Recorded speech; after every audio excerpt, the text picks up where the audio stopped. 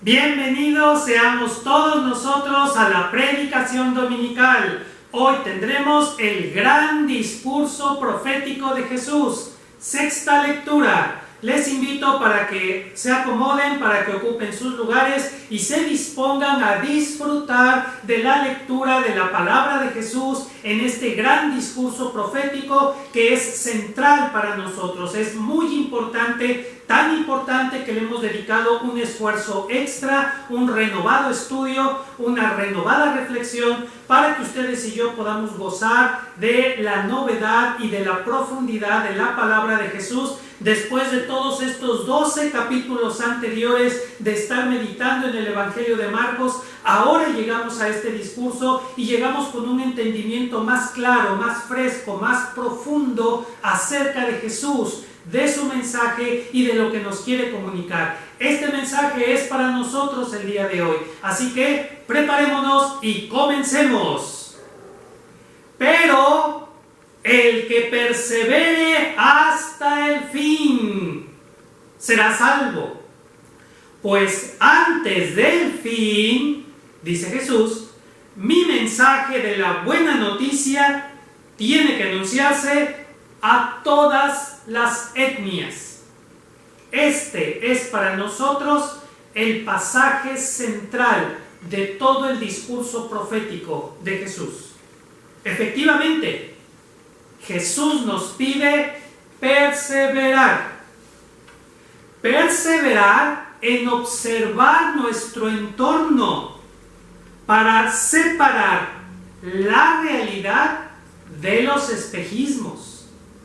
Perseverar en escuchar el mensaje de Jesús, que por cierto escuchar implica obedecer. Obedecer sus instrucciones de vida para plenitud. Perseverar en confiar, pues Jesús es nuestro buen pastor y Él nos libera de mentira. Y así seremos salvos. Si perseveramos en observar, si perseveramos en escuchar, si perseveramos en confiar, seremos salvos. Salvos de engaños, salvos de miedos, salvos de apariencias. En base a este capítulo, por supuesto, si extendemos el significado, la etimología y el concepto de salvación a lo largo de toda la Biblia, podemos hablar de muchas cosas, pero que son positivas y son buenas.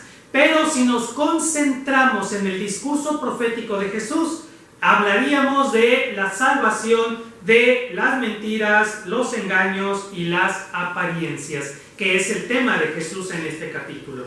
Perseveremos, pues el mensaje de Jesús tendrá éxito al anunciarse en todas las etnias del planeta Tierra.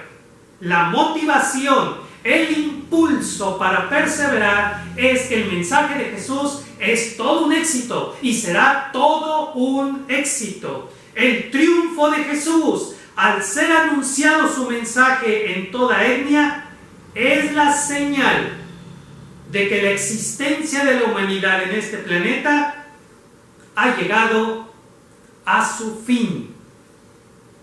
Ahora bien, ¿cómo llegamos hasta esta preciosa y asombrosa declaración profética de Jesús?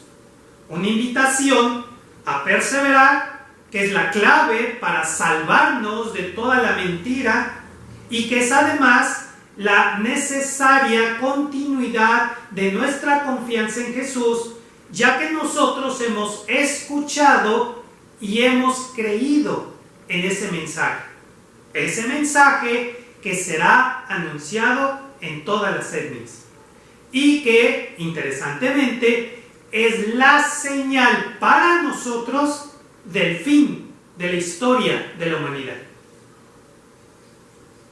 Bueno, vamos a recordar cómo fue que llegamos hasta esto, porque obviamente eso nos va a ayudar a entender lo que sigue.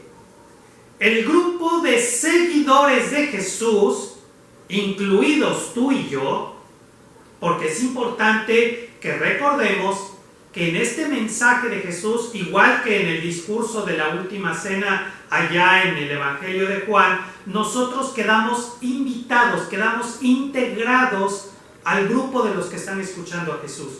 No podemos leer los evangelios como simple historia de algo que sucedió hace 2000 años. No, la palabra de Dios es viva y eficaz. Es eficaz para nosotros aquí y ahora. Nosotros somos parte de ese grupo de discípulos que, representados por ese convenientemente anónimo discípulo, invita a Jesús a contemplar la grandeza de la estructura del templo para que se asombre complacido. Inútilmente, neciamente, este discípulo que nos representa invita a Jesús a que contemple el templo. Tal vez Jesús se asombre y pueda cambiar su punto de vista. Poco o nada importa que Jesús haya dicho que esa es la cueva de los ladrones. Lo dijo. Parece ser que lo importante es que el templo está bien bonito. Claro, en su apariencia superficial. Y esta es una llamada de atención a nuestra necedad. Sí, la nuestra, de insistir en dejar que nos engañen con la apariencia. Bueno, sí, es una cueva de ladrones, o sea, allí se esconden los ladrones que están robando al pueblo, le roban su espiritualidad, le roban su confianza en el Altísimo, le roban su dinero, le roban su libertad. Es cierto que allí se mercadea con las ofrendas, se negocia con el dinero, con el cambio de dinero, hacen que la gente tenga que comprar allí las propias ofrendas, hacen que la gente esté participando de un ritual vacío y sin sentido. Los sacerdotes son una bola de corruptos que viven en medio de la riqueza y la opulencia que le han quitado al pueblo. Estoy hablando de los sacerdotes de aquella época, no, nada que ver con situaciones actuales. Pero el templo está bonito. O sea, seguimos el día de hoy dejándonos engañar por las apariencias. Oye, pero no te das cuenta de esto, de lo que contiene. Sí, pero está bien bonito, además la etiqueta está bien bonita. Bueno, los letreritos esos que les pusieron, pero fuera de ahí está bien bonito. O sea, no te das cuenta. Nos gusta engañarnos con la apariencia. Y a veces ni siquiera es la apariencia. A veces es la ilusión, el espejismo que nosotros mismos fabricamos para engañarnos y creer que es lo que no es. Siempre debemos esperar la evaluación de Jesús. Jesús del templo dijo, es cueva de ladrones. Punto. ¿Cuál es la evaluación de Jesús sobre lo que hay en nuestro entorno? Tú podrías decir, ¿a poco Jesús va a evaluar lo que comemos, lo que vestimos, lo que vemos en la tele y todo? Sí. Hasta tus amistades las evalúa Jesús. Si pones atención y si perseveras en escuchar. Y si perseveras en escuchar, te vas a sorprender de la claridad de lo que Jesús te dice. Y una vez que Jesús evalúa las cosas, si no, empieza a elegir algunas de las predicaciones que ya hemos visto a lo largo de este año y te vas a dar cuenta que Jesús nos ha hablado con mucha claridad, te habla con mucha claridad. Pues bien, a esta entusiasta invitación de contemplar lo material sin estimar su verdadero valor moral y espiritual. Valor moral, porque es cueva de ladrones. Valor espiritual, porque ese templo, con sus rituales, con sus ofrendas y con su servicio de adoración, no es la voluntad divina. No lo es. estas alturas lo tenemos bien claro. Y quien a estas alturas no lo tiene claro, pues que revise otra vez las predicaciones de Marcos o las de Juan, cualquiera de las dos. No es lo que pasa en ese templo y en otros la voluntad divina. ¿De qué sirve admirar una construcción? ¿De qué sirve admirar una organización? ¿De qué sirve admirar una liturgia? Por muy bien hecha que esté, por muy bien elaborada que se realice, por muy bonito que sean nuestros sentidos, a la vista, al tacto, al oído, ¿de qué sirve si no es la voluntad de Shaddai? Si no es su voluntad, entonces no tiene ningún sentido.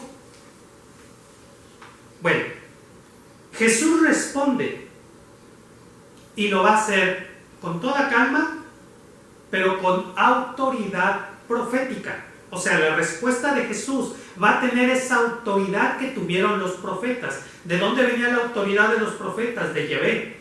El profeta decía, palabra de Yahvé que vino a mí. O sea, lo que les voy a decir es palabra divina. Pues Jesús habla con esa autoridad, con autoridad profética. Vean bien ese templo que tanto idolatran, pues de él no quedará una piedra sobre otra, todo será derrumbado. Y la arqueología está de acuerdo en que todo lo que está en la explanada de la cúpula de la roca, todo lo que está allí, pertenece a una época posterior al templo de Herodes, construido en Jerusalén en la época de Jesús. Todo lo que estaba construido en la época de Jesús, todo fue derrumbado, no quedó una piedra sobre otra, todo fue derrumbado y tirado hacia el abismo, hacia el precipicio, o llevado. Algunas rocas eran tan bonitas que fueron transportadas hasta Roma para construir otro tipo de edificaciones, o a otro lugar, pero allí en la explanada no quedó piedra sobre piedra. Dicho esto, Jesús siguió su camino hacia ese monte para disfrutar de una agradable tarde primaveral.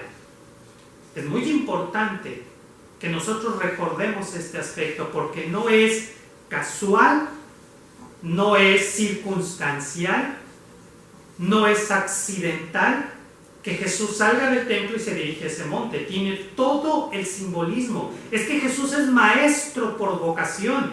Y el que es maestro por vocación siempre enseña.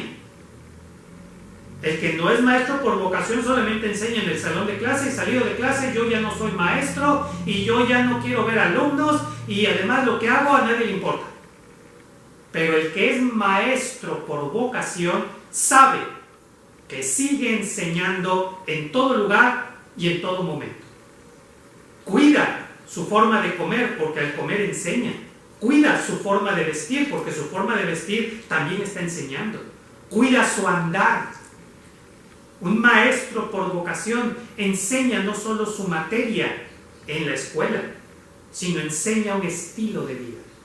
Y Jesús deliberadamente sale del templo y se dirige a ese monte a descansar en medio de la naturaleza. ¿Por qué? Porque el maestro nos brinda aquí elocuente ejemplo para imitarlo, como buenos discípulos que somos.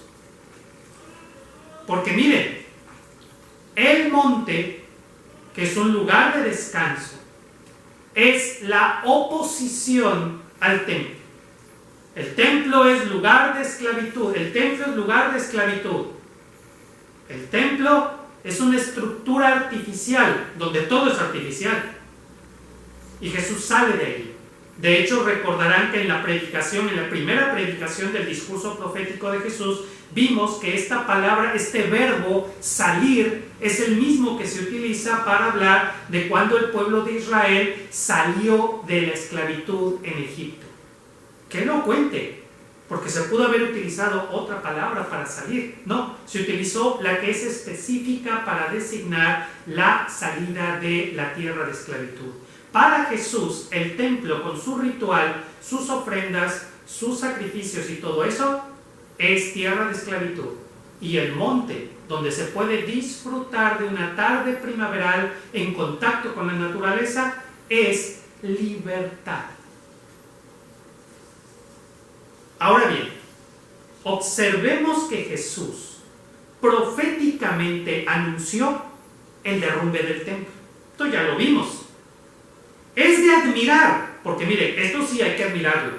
Es de admirar que estas palabras de Jesús, los discípulos las entienden con toda claridad y no dudan de la veracidad de su cumplimiento. Es para darles un aplauso. Vamos a darle un aplauso a estos discípulos porque miren, aceptaron que lo que Jesús estaba diciendo se iba a cumplir. No lo pusieron en duda y además entendieron las palabras de Jesús con una claridad asombrosa. O sea, que cuando quieren, sí pueden entender a Jesús y aceptar que lo dicho por Él es la verdad. Miren qué curiositos. Ahora resulta que sí entienden. Míralos. Bueno, la razón es evidente. No es ningún misterio, La razón es evidente. El templo es para ellos el centro visible de todos sus sueños de grandeza. Ellos aman el templo, aman lo que promete el templo, aman lo que significa el templo, para que nos vayamos dando cuenta de cuando sí entendemos a Jesús. Cuando Jesús habla de lo que es valioso para nosotros, entonces sí entendemos y aceptamos que dice la verdad. Cuando Jesús habló del templo, que es valioso para ellos, entonces sí entendieron y aceptaron que lo que Jesús decía es verdad. Y esto es una peligrosa actitud. Tengamos cuidado, todos nosotros, hermanos, hermanas, niños, niñitas. Hola Tami, ¿cómo estás Tami? Se me olvidó enviarte saludos al inicio de esta predicación, pero ya te estoy enviando saludos. Muy bien. Vean qué importante es esto. Todos nosotros tomemos en cuenta esto, porque hay predicaciones que entendemos con una claridad asombrosa y hay otras predicaciones que no les hallamos ni pies ni cabeza. Hay textos de la Biblia que los leemos y los entendemos que, bueno, hasta nos quedamos sorprendidos. ¿Qué, Pastor Javier? Ni qué nada, yo puedo leer la Biblia y entenderla. Y hay otros textos que nomás no. Oye, eso de amar al prójimo, no lo entiendo. Eso de amar a Dios, no, como que es muy complejo.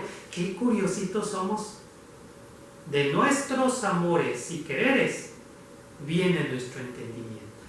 Atados al espejismo del templo, con el engaño de la prosperidad material y el sueño de un imperio mundial, los discípulos suponen que el derrumbe del templo es el anuncio del fin. Nosotros como cristianos regularmente utilizamos la frase el fin del mundo. Para ellos era más fácil, simplemente el fin. El fin es el fin. Muy común entre nosotros, porque frente a una catástrofe reaccionamos pensando que es el anuncio del fin del mundo. Si hay un terremoto aquí, si hay una guerra acá, si hay esto, si hay lo otro, inmediatamente lo empezamos a publicar en las redes sociales y nos empezamos a atemorizar. Y es que en la Biblia está profetizado y mira aquí nos ponen un texto y andan poniendo el texto por todos lados, ¿verdad? ¿Se acuerdan cuando empezó una guerra en cierta parte del Medio Oriente y alguien tuvo la paciencia de ánimo de buscar en la Biblia un texto donde hablaban de esa nación y hasta lo puso con marcador y le tomó foto y lo andaba publicando, le tomó foto para que vieran que él no lo estaba escribiendo, lo sacó de la Biblia y miren, está profetizada esta guerra? ¿Para qué? Para alimentar nuestros miedos apocalípticos del fin. Bueno, es bíblico, también los apóstoles, los discípulos se espantaron porque siendo el templo el centro de todos sus sueños y espejismos, que Jesús dijera que va a ser derrumbado era equivalente a decirles que era el fin del mundo. No podían pensar de otro modo. Ya en el monte, mientras Jesús se dispone a contemplar la belleza de la naturaleza, los asustados discípulos nombran una comisión, típico de los cristianos. Resuelven todo nombrando una comisión, o sea, un grupito de 2 o 3 hermanos que fueron nombrados por votación, suponiendo que nombrarlos por votación es lo más sabio. Fíjense, ya desde ahí cuestiono eso, ¿verdad? Y los hermanos que fueron elegidos por votación, aunque ellos no hayan estado de acuerdo, se encargarán de resolver el problema.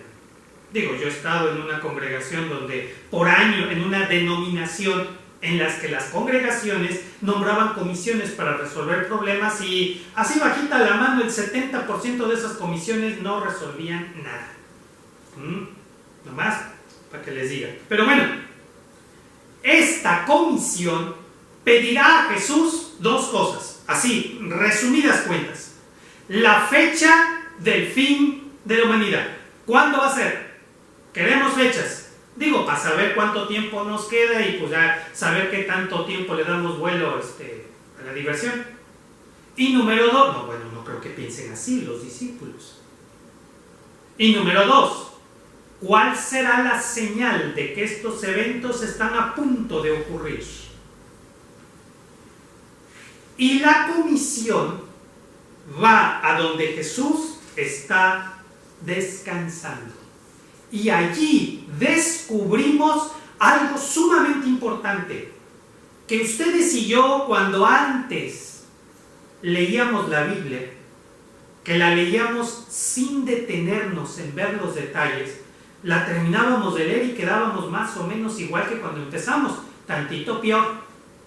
Pero ahora ustedes y yo hemos aprendido a leer la Biblia con detenimiento, ver esos detalles, porque es en esos detalles donde elocuentemente queda reflejada nuestra realidad y desde donde Jesús nos puede hablar con claridad.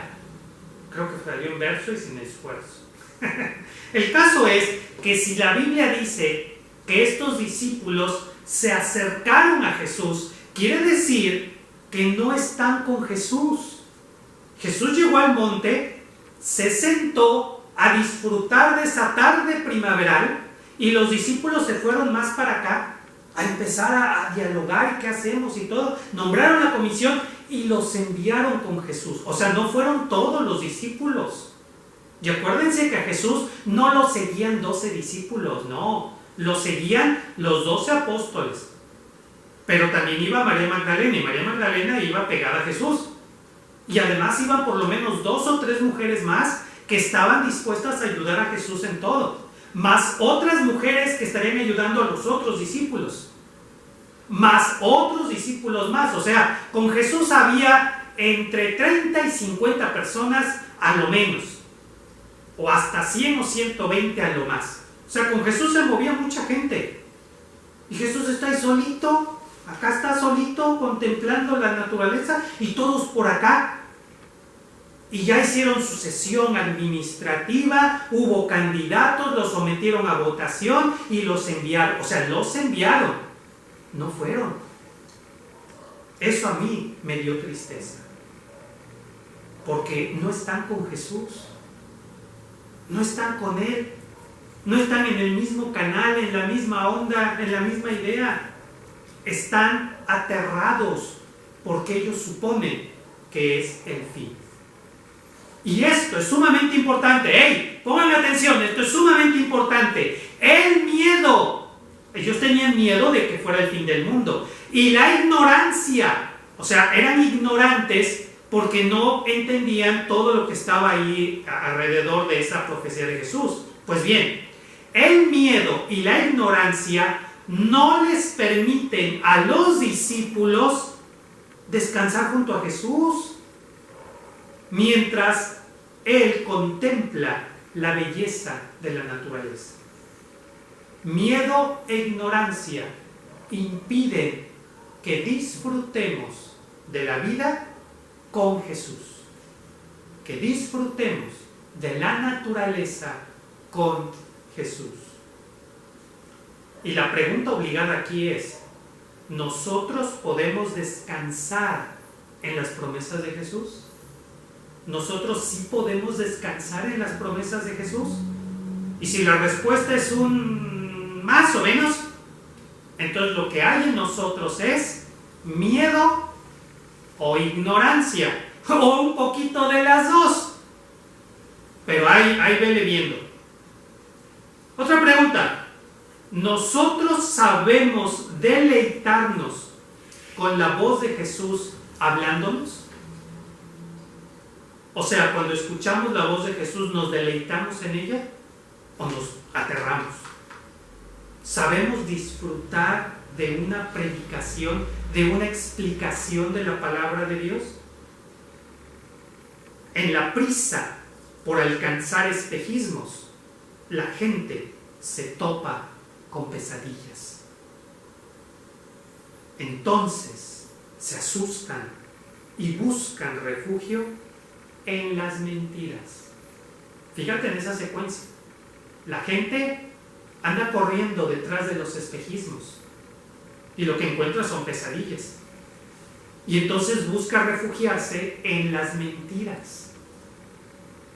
Ya nomás cambia la etiqueta y tienes perfectamente la descripción de muchas personas que tú conoces a tu alrededor, buscando refugio en lo que es simplemente mentir. Tienen miedo.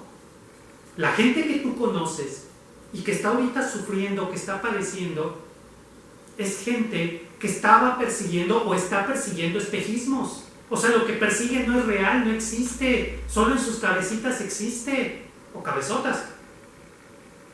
Y con lo que se toparon fueron con la pesadilla de la realidad. Y tanto se espantaron que en vez de abrir los ojos y decir, yo estoy mal, estoy equivocado, no, prefirieron refugiarse en mentiras. Y en esas mentiras se están hundiendo por miedo y por ignorancia. Si no, observa a tu alrededor. Observa a tu alrededor y date cuenta qué es lo que está afectando a las personas que te rodean. Y algunas son personas muy cercanas a ti, muy cercanas. Por lo pronto, tú y yo no debemos leer la Biblia a prisa. Perdemos así la belleza del mensaje de Jesús. Por leer la Biblia tan a prisa, nos perdemos la belleza del mensaje de Jesús. Mientras tanto, Jesús, rodeado del verdor primaveral, responde las inquietudes de sus aterrados discípulos. Sí, somos humanos. A veces el miedo frente a la catástrofe real o ilusoria nos traiciona. El miedo nos traiciona.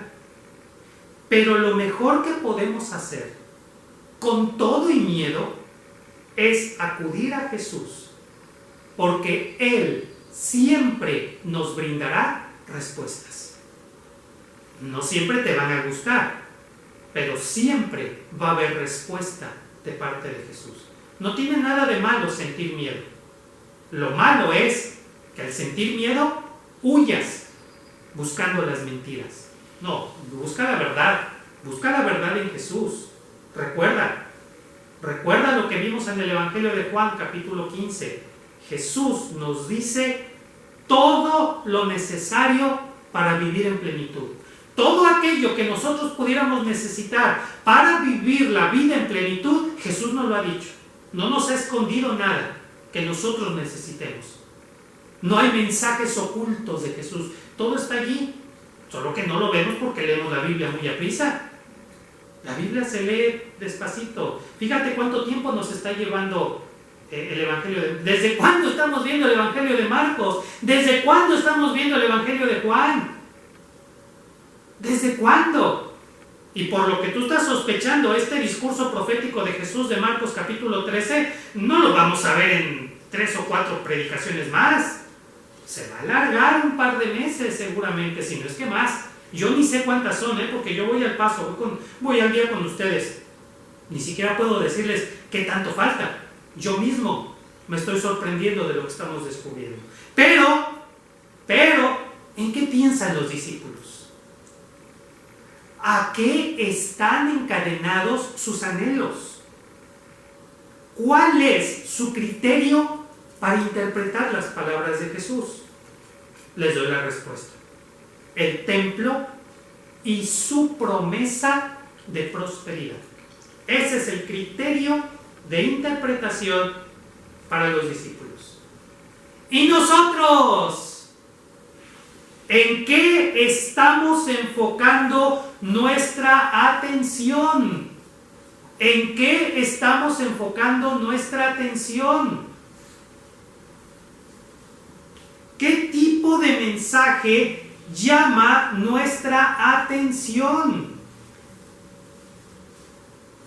¿Qué anuncios nos hacen temblar de miedo? El caso aquí es que los discípulos le piden a Jesús una fecha, pero Jesús no les da ninguna fecha. También le piden una señal, y Jesús les brindará una señal que sabrán ver con asombrosa claridad. Muy interesante. Muy interesante es esto. Jesús no da fechas, pero sí da señales. La señal que Jesús les brindará a ellos, y que será tema de otra predicación, no la vamos a ver hoy, pero algún día la veremos.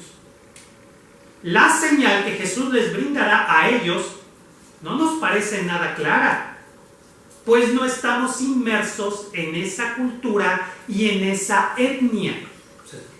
Pues si tú dices, yo no entiendo la señal, pues no estás en esa cultura.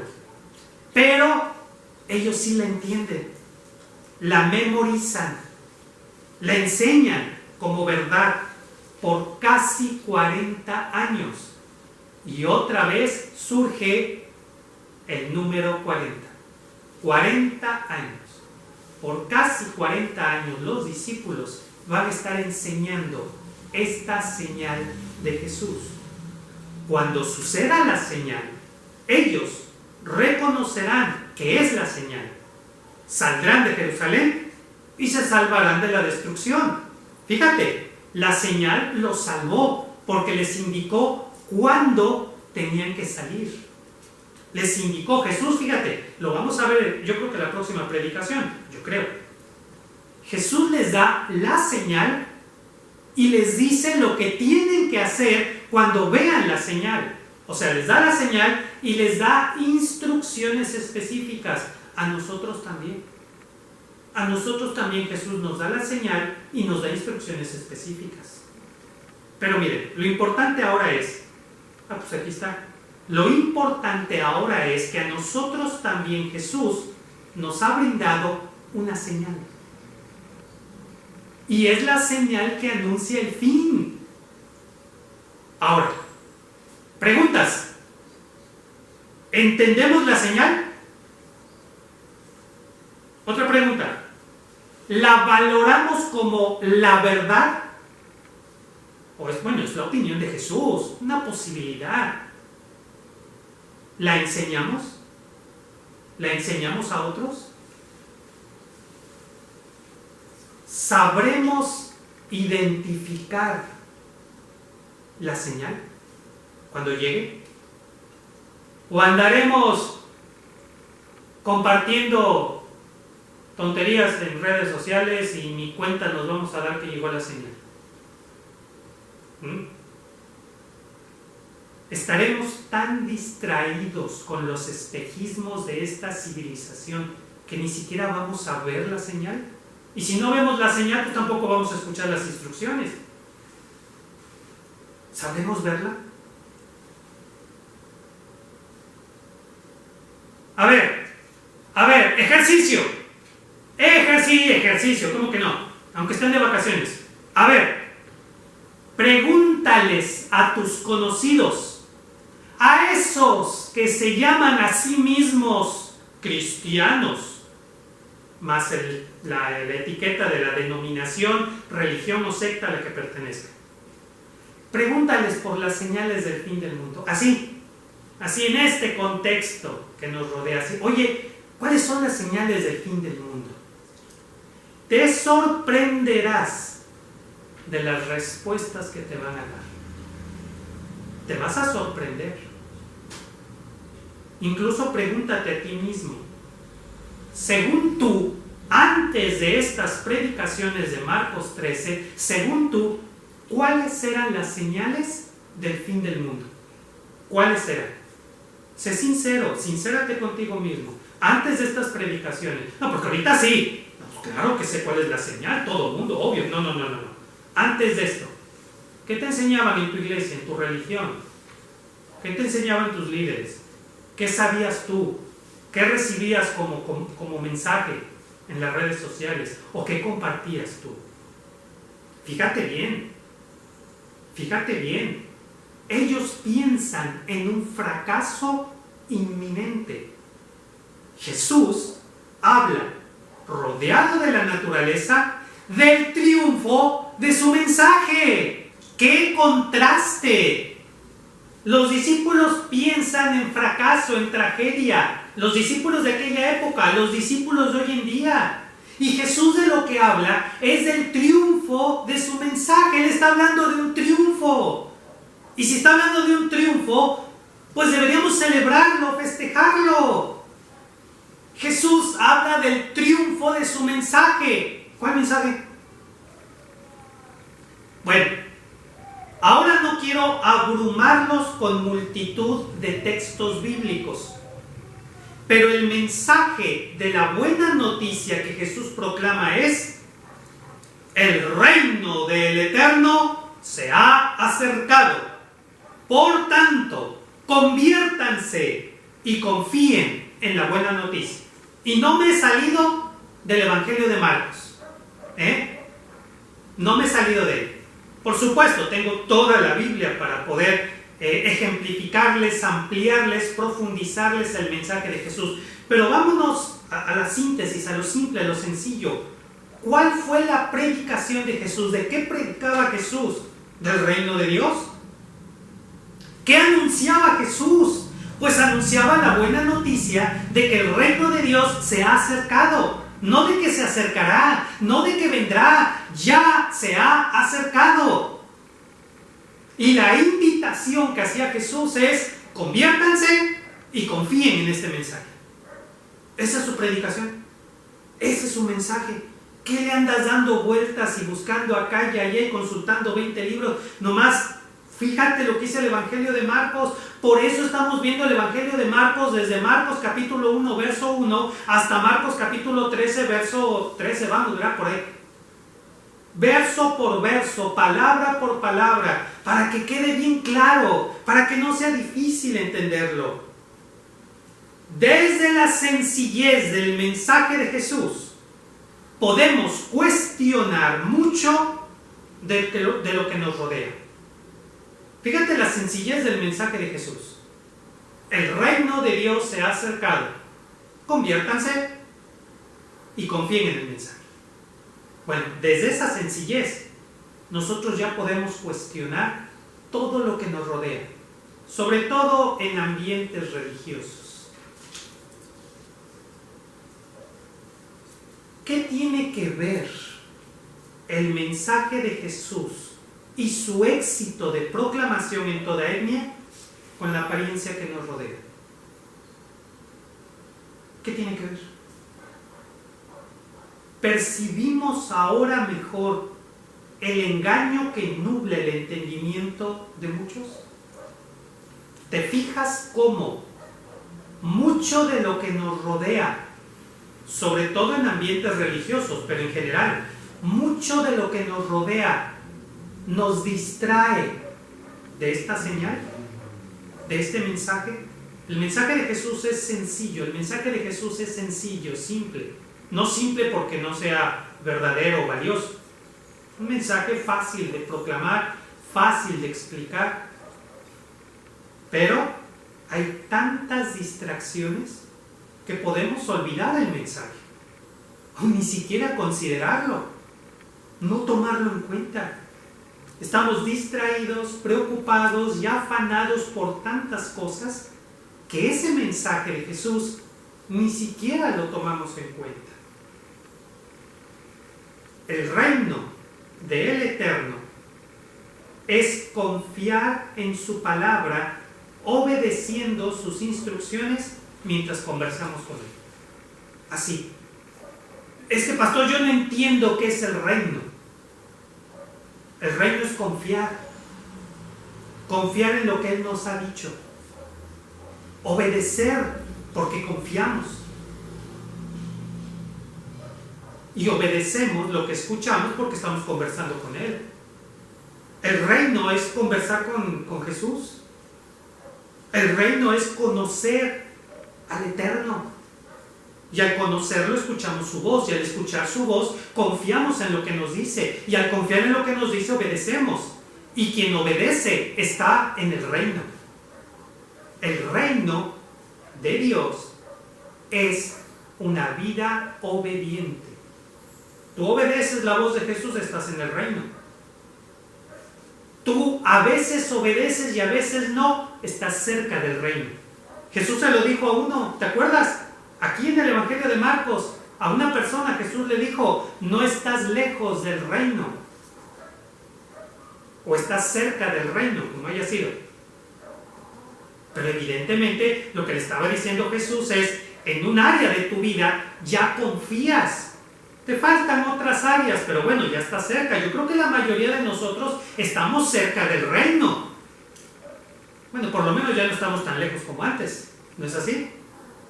Por tanto, si el reino es obedecer, confiar, escuchar, si quieres anótalo, 3 palabras. El reino es escuchar, confiar, obedecer. Por tanto, conviértete. O sea, frena tu carrera hacia la perdición. Deja de correr tras espejismos. Regresa como el hijo pródigo regresó al hogar. Si no hay conversión, no hay reino.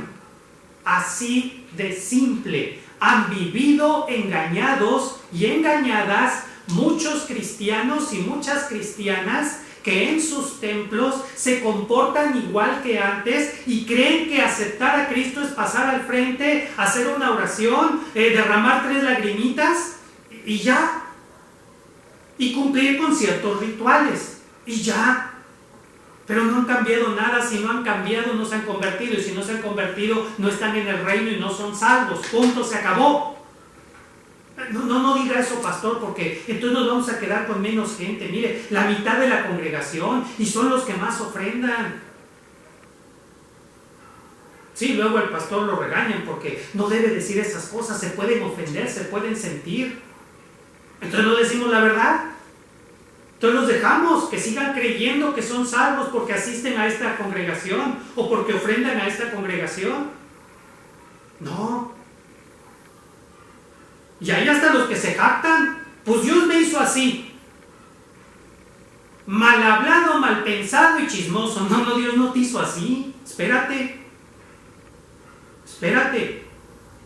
Muchos de nuestros problemas en nuestras congregaciones es por personas que están allí pero no han tenido una experiencia con Jesús. Y si la han tenido, la han olvidado o la han rechazado. Porque no quieren cambiar su estilo de vida, porque no quieren convertirse, porque piensan que Jesús ha venido a ayudarlos a vivir sus vidas vanas y sin sentido. Y no es así. Jesús sigue un camino y nos invita a seguirlo. Y para seguirlo hay que dejar de perseguir espejismos y empezar a seguirlo a Él. Jóvenes, jovencitas cristianas que están orando a Jesús para que les ayude, para que Jesús me ayude a cumplir mis ilusiones, mis sueños, para que Jesús me ayude a lograr mis espejismos o mis caprichos. Estás mal. Tienes una idea completamente equivocada del reino, o de la salvación, o de lo que significa ser cristiana. Jesús no es el genio de la lámpara que frota la lámpara y ya te sale el genio y te va a cumplir tus deseos o tus caprichos. Por eso hay tantos templos llenos de gente, porque les prometen, y les prometen prosperidad, éxito. Ahí está el espejismo. Conviértete y confía en el mensaje de Jesús, en sus instrucciones de vida. ¿Y cuáles son sus instrucciones? Dirá alguien despistado o queriendo ahí hacerse el... Ya alguien le preguntó a Jesús y Jesús lo define: ama al Eterno, ama a tu prójimo, ámate a ti mismo. 3. Que si vas al Evangelio de Juan capítulo 13 o capítulo 15, lo resume en 1: ámense entre ustedes. No porque no ames a Dios. Pero fíjate, las instrucciones de Jesús en las que podemos confiar es: ama al Eterno, ama a tu prójimo, ámate a ti mismo. ¿Qué más quieres? Ese es el mensaje de Jesús. Y eso es vivir en el reino. Eso es vivir en el reino. Nos asombra la sencillez y la claridad de las palabras de Jesús. Es que es asombroso lo sencillo que es este mensaje. No ocupa ni la tercera parte, creo yo, de la predicación del día de hoy. El mensaje de Jesús se puede explicar en 10 minutos. O menos. Más. No importa. Entonces, ¿por qué no lo tomamos en serio? ¿Por qué nos asustan con tanta facilidad con noticias catastróficas? Cualquier noticia catastrófica, la mitad de los cristianos están espantados porque es la señal del fin del mundo. 1. Si fuera la señal del fin del mundo, ¿deberíamos espantarnos? No. Viene Jesús y vamos a las bodas del Cordero. Para nosotros, la mejor noticia que podríamos recibir hoy es que Jesús ya viene. Y los cristianos se espantan, están más espantados que los otros, que los que no son cristianos. Pues no se supone que creemos en Jesús. O sea, allí ya están demostrando que están corriendo tras espejismos, no a Jesús. Pero la señal del fin del mundo es que el mensaje de Jesús se va a proclamar en todas las etnias. Entonces, hermanos, ¿por qué para muchos la prioridad es construir y adornar templos? ¿Por qué? Si la señal es que el mensaje de Jesús se va a anunciar en todas las etnias, ¿por qué las congregaciones parecen tan preocupadas y ocupadas en construir y adornar templos? ¿Por qué ese cambio de prioridades? ¿Por qué las congregaciones cristianas se distraen inventando y preservando jerarquías? ¿Por qué perdemos tiempo y energía en discusiones y divisiones?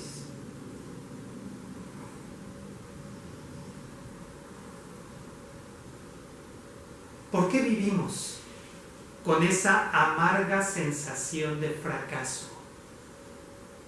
El mensaje de Jesús se está anunciando y Jesús es el amor de nuestra vida.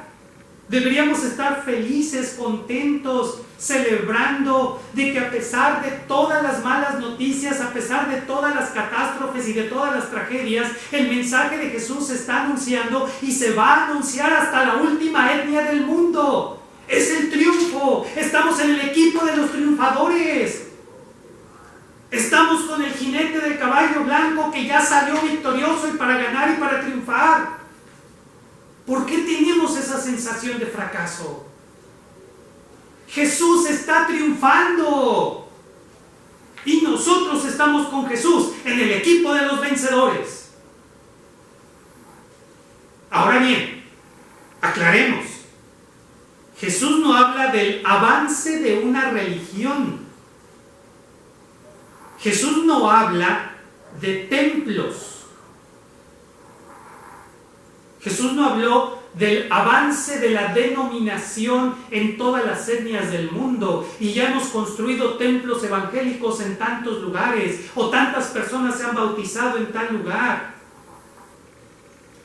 Es que así marcamos nosotros el avance del evangelio en base al avance y el éxito de nuestra denominación. Jesús no habló de eso, no habló de construir templos, no habló de nada de eso. Jesús habla de un estilo de vida basado en el amor al Eterno. Esa es la base. Jesús no habló de otra cosa. Jesús habla de un estilo de vida en el que la base es el amor al Eterno. El mensaje de Jesús, entonces, no se mide con el crecimiento numérico de una religión. No podemos decir que el Evangelio está creciendo porque el número de afiliados a nuestra religión está aumentando. Luego es bien chistoso porque en el informe de una denominación dicen, ¿verdad?, estamos preocupados porque en tal etnia han bajado el número de asistentes a nuestras congregaciones. Al mismo tiempo, otra denominación hace un informe de la misma etnia. Anunciamos que en esa etnia nuestras iglesias han visto acrecentado el número de asistentes. Son las mismas personas, nomás se pasan de una congregación a otra congregación. Y ahí andamos, paseando a las ovejas de congregación en congregación. Y a las ovejas les encanta las ovejas. Ahora voy a irme a esta congregación, ahora me voy a pasar a esta otra. No en esta porque te reciben con alfombra roja y te dan la bienvenida y te regalan un librito y cosas así. Son las mismas personas. Y luego muchas de ellas ni siquiera conocen el mensaje de Jesús. No se puede medir el avance del Evangelio por los números fríos de una religión. Porque muchas veces el crecimiento de una religión no necesariamente está de la par del avance del mensaje de Jesús. Es que, miren, de una vez, no necesitamos de predicadores apocalípticos. ¿Para qué los queremos? Predicadores que nos hablen de las señales del fin y el fuego que va a caer y eso. ¿Para qué? No los necesitamos. La señal del fin del mundo es que el Evangelio de Jesús, el mensaje de Jesús, será anunciado en todas las etnias. Esa es la señal. No hacen falta predicadores apocalípticos. A ver, a los que andan coleccionando predicadores. Tampoco necesitamos predicadores de la prosperidad, que nos acaricien el oído, que nos rasquen la orejita, que nos hablen bonito. No los necesitamos porque nos distraen. Nos hablan de temas tan bonitos, la prosperidad, la familia, el esto, el otro, nos distraen. Necesitamos escuchar a Jesús, ver a Jesús, observar. Ten cuidado. Observando, nos daremos cuenta del éxito del mensaje de Jesús, no necesariamente del éxito de una religión. Ya dejemos de estar pensando que aquella religión es más grande que esta iglesia es más exitosa porque más gente asiste a esa iglesia. Ve el mensaje de Jesús, ve la acción de Jesús. Cuando Jesús lo seguían multitudes, Jesús mismo corría a la gente. Imagínate a Jesús de pastor el día de hoy, viendo que su congregación ha crecido de 120 miembros a 5,000 miembros. ¿Qué va a hacer Jesús? ¿Corredero de gente? Eso es lo que va a hacer. Y a los 120 que se queden con él también les va a decir, órale, a su casa, vámonos. Ese es Jesús, no la religión a la que estamos acostumbrados. No te dejes apantallar por el brillo de la decoración del templo. Hermanos, hemos estado mirando espejismos y de espejismos hemos estado engañados mucho tiempo. Finalizando, el éxito es que el mensaje se anuncia. no necesariamente que se acepta. Que sí te habías dado cuenta de ese detalle. Jesús dijo que el éxito de su mensaje es que se anuncie, no que crean en él. No habla de religiones, no habla de número de convertidos, habla de anunciar. A varios profetas Yahvé les dijo: ve y predícales, y no te van a creer, y no se van a convertir. No solo a Jeremías, hubo varios profetas a los que Yahvé les advirtió: no te van a escuchar. El éxito del predicador no es que la gente le crea y se congreguen en su templo. No es más exitoso el predicador que le predica a 500 personas que el predicador que le predica a 20 personas. No es más exitoso, aunque muchos de ustedes lo creen.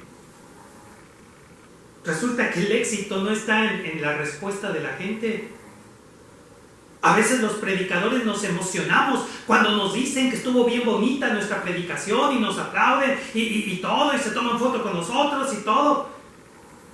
Pero cuando terminamos de predicar y nadie nos dice ni Dios te bendiga, nos quedamos tristes porque pensamos que fracasamos. No, hermano predicador, hermana misionera, nuestro éxito no consiste en la respuesta que dé la gente.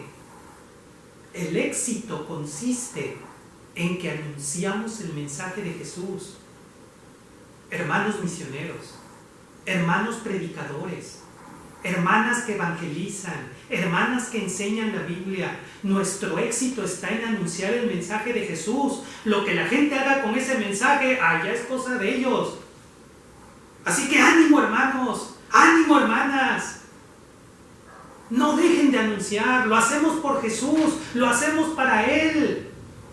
No se dejen manipular por hermanitos y hermanitas que quieren manipular a los pastores y a los predicadores para hacerlos a su modo.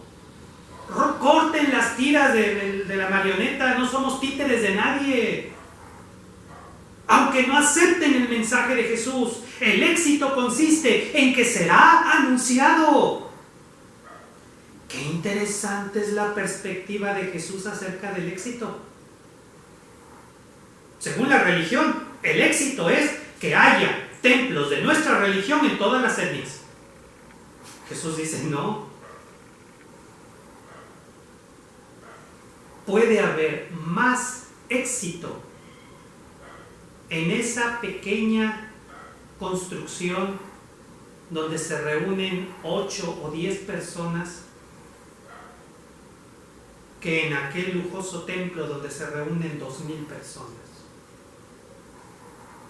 El éxito está en que se anuncie el mensaje de Jesús, no otro mensaje. Qué interesante. La perspectiva de Jesús es la correcta. Nuestras ideas de grandeza, éxito, triunfo, fama son espejismos. Son espejismos nada más. Tengamos cuidado. Celebra el éxito de Jesús. ¿Cómo? Confiando en su palabra. Celebra el éxito de Jesús. ¿Cómo? Disfrutando cada día. Celebra el éxito de Jesús. ¿Cómo? Escuchando su voz. Celebra el éxito de Jesús. ¿Cómo? Contemplando la naturaleza. Celebra el éxito de Jesús. ¿Cómo? Aprovechando cada oportunidad de amar. Mientras el mensaje de Jesús se anuncia. Y cuando esté siendo anunciado en la última etnia que falta, entonces podrá llegar el fin. Puestos en pie, recibamos la bendición pastoral para celebrar esta semana el triunfo de Jesús. Que la luz verdadera de Jesús, pastor de bondad, ilumine nuestro entendimiento para perseverar en observar con claridad el camino de plenitud de vida y disfrutar con gozo de esta salvación en paz, pues Shaddai nos cuida con ternura. Shalom para todos nosotros. Señor Jesús, celebramos el triunfo de tu mensaje que está siendo anunciado en todas las etnias. Celebramos la vida que nos das y celebramos cada oportunidad de poner en práctica lo que nos estás enseñando. Gracias por el mensaje recibido. Gracias por la plenitud de vida y por la oportunidad de disfrutar de la naturaleza. Gracias en Cristo Jesús. Amén. Feliz semana. Shaddai Rahab.